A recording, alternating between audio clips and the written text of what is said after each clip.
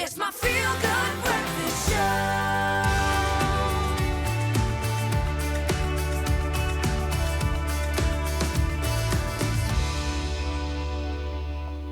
Welcome back, and you know what? It's Monday, which means we can all do with a little bit of relationship advice. Now, in life, even when we are trying to be perfect, we make mistakes or we do the wrong thing, and saying sorry is needed to rectify the situation at times. Well, how do you apologize? How can you make things better or much worse? But giving an effective apology is the first step that needs to be done on the journey to resolution. Now it's Monday, and that means we are talking all things relationships, and today we are asking the question, do you know how to give a good apology? Well, clinical psychologist Asha Dullabh, she is here today to help us unpack and discuss this topic, and we would love to hear from you, and we're also taking your questions and comments via our Facebook page, so please head on over there if you would love to join in on the conversation. What a good one we're about to have. Good morning, how are you doing? I'm well. Looking good, all blue, but nothing blue other than this good look that you have this morning. Did you have a good weekend? I had a fabulous weekend. Nothing to apologize for? Nothing to apologize for. Crazy question though, but I think as simple as it sounds, I think a lot of people don't really action it. When is it a good time to apologize? How do we know that we should be apologizing? And then how do we do it? Okay, very important question. How do we know? Well, our entire nervous system will let us know that we need to apologize. It's in our state of our mind, our body. We feel quite stressed and tense when there's hurt inflicted on another human being, and we know that, but it's the hardest thing for many, many people to apologize. A lot of us don't know even where to start with it. And there's various reasons for that, you know. It really goes right back to our upbringing, the way we are raised, whether we've been even modeled what apology looks like. And gosh, I can talk on forever. You must just tell me where you want me to start.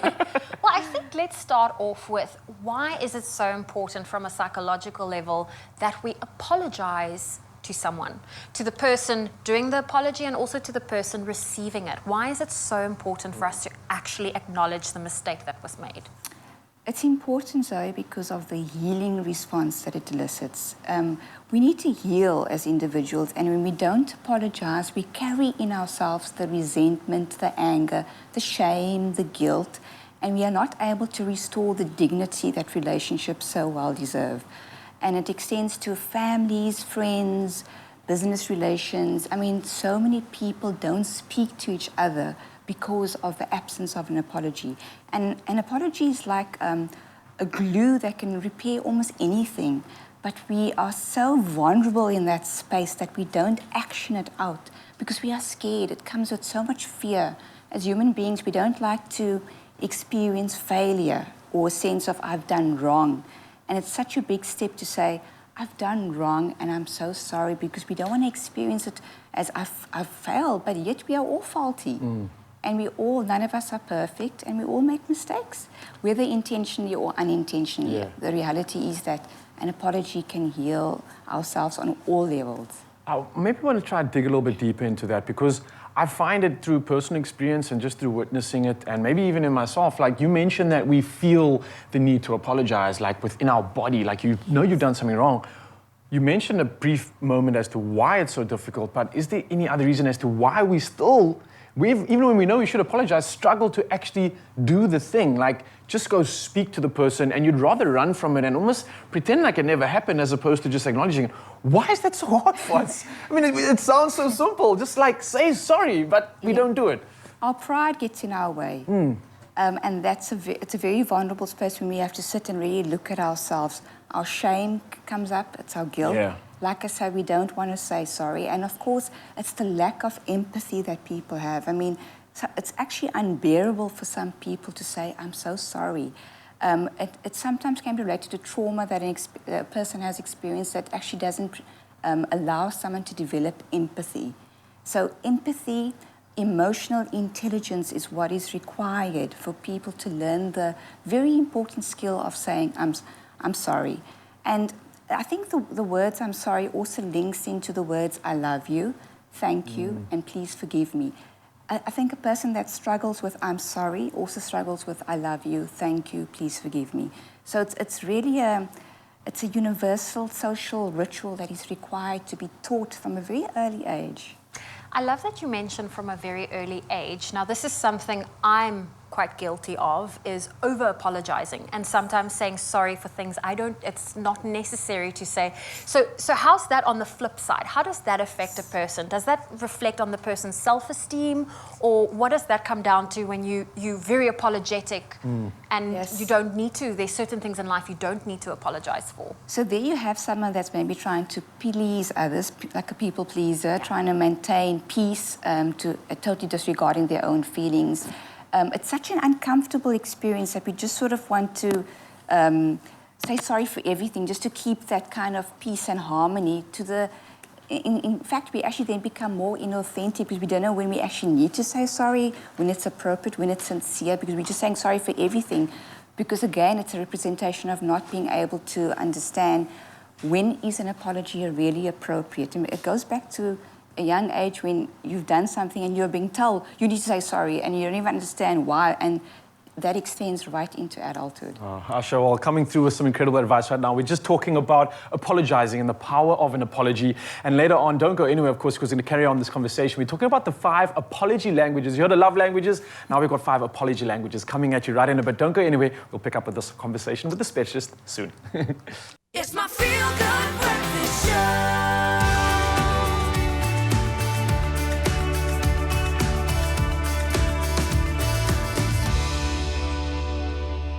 Welcome back, you beautiful souls. It is still Monday. We are still kicking in with all the incredible information that you deserve to kickstart your week.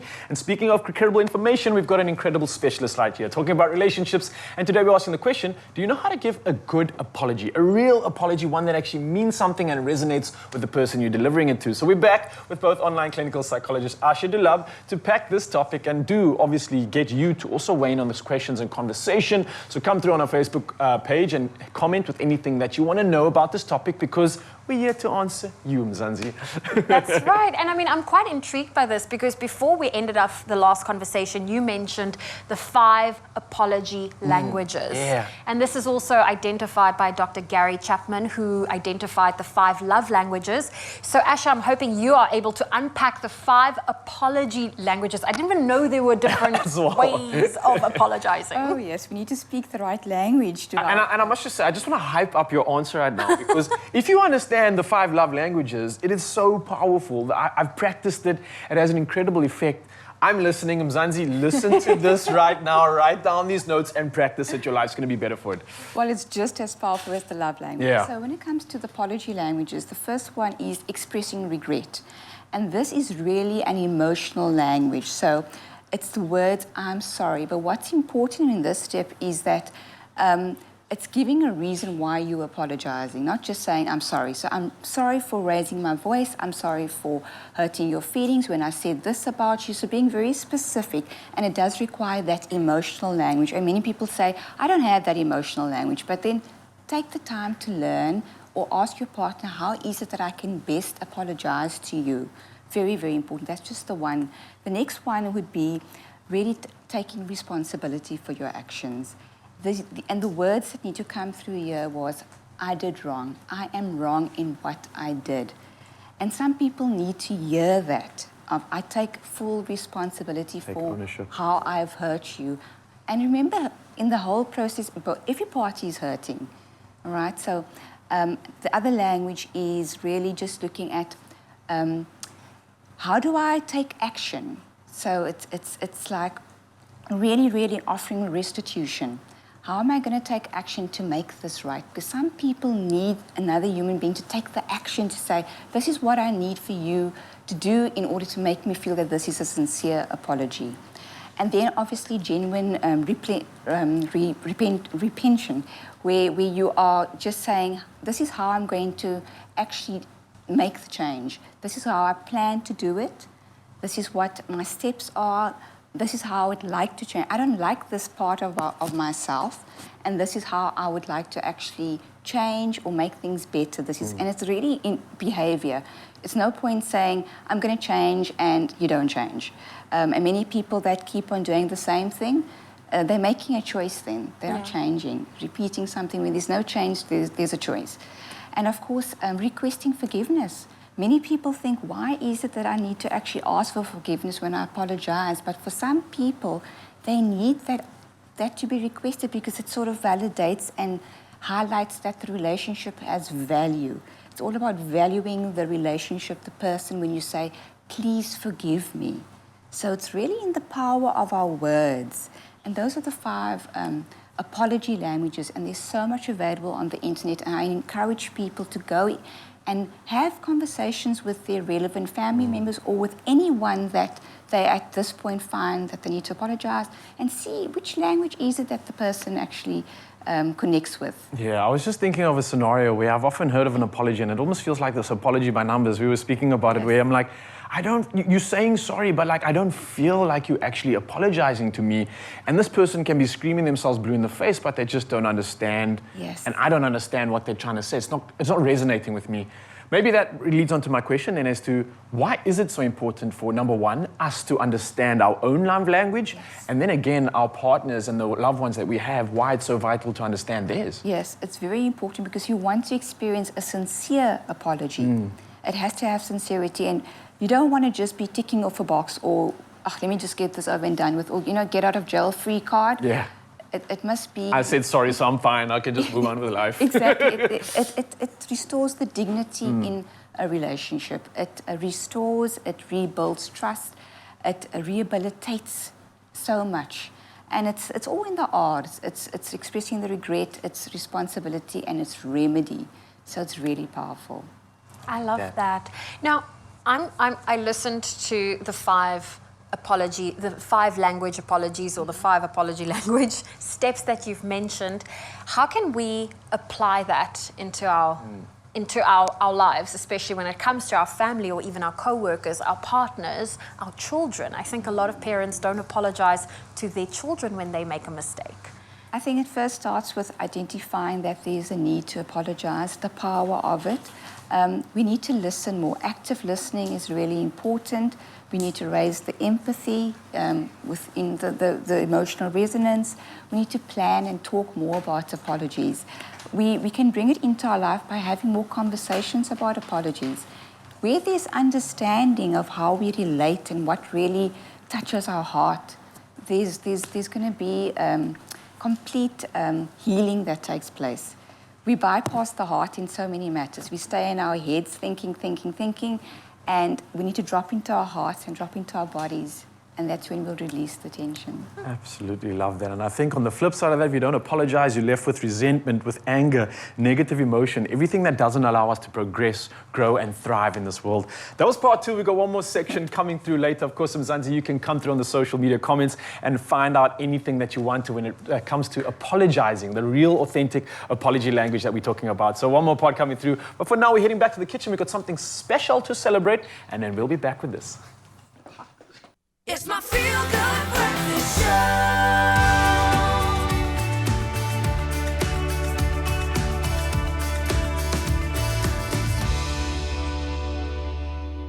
Well, welcome back to your Feel Good Breakfast Show, Expresso on S3, and you're just in time because it's Monday and we've been talking relationships, and today we're asking the question, do you know how to give a good apology?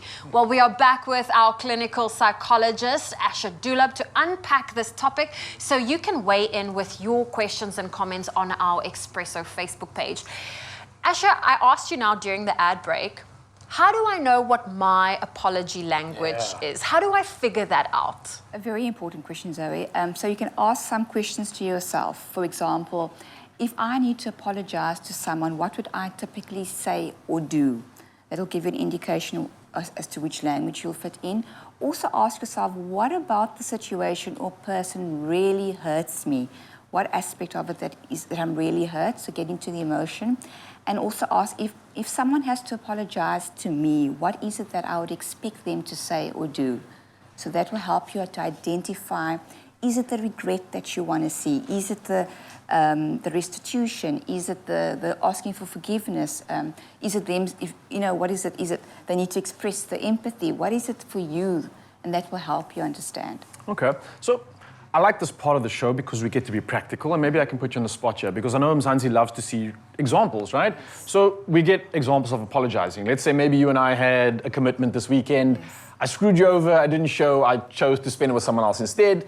Now I need to apologize. So I can either come up and say like, I'm sorry for ruining the weekend, I hope you had a good time. Yeah. Is that good enough? Is that a good apology, or do I need to do more? Like, what constitutes, this is a good apology versus that was unacceptable, I didn't even resonate with you. I mean, how would that work in that scenario?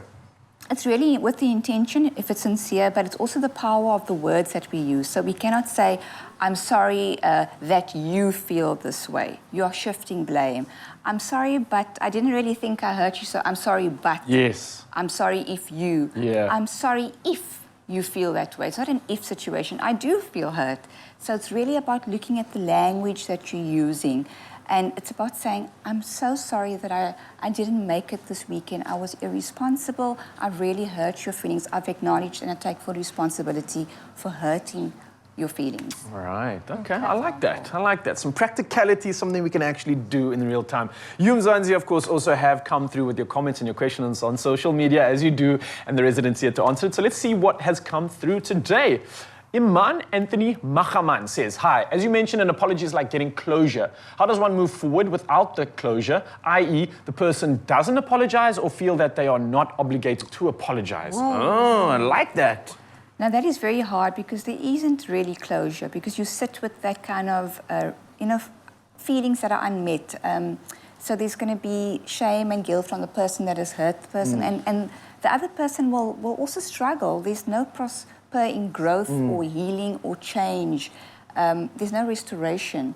And even with cases of violations of child abuse, what research has showed is that an apology is the most healing response for those individuals. So we can see how powerful it is. But very hard if someone else cannot offer that apology for various reasons, whether it's pride, whether it's not wanting to deal with their failures. It's so important for us to deal with our personal failures. It restores and we feel free in ourselves when we apologize. I like that. Well, Asha Dullabh, it's always great to talk to you. I think I have a lot of thinking to do with regards to figuring out what my apology language is. But thank you for the insight and giving us the breakdown of the 5 apology language points, Yeah. languages, if I can say that way. Asha Dullabh you can catch her online, and of course, if you want more information, you can simply email her at it's info@ashadullabh.com, and that's for general life tips. You can also follow her on Instagram at Asha Dullabh.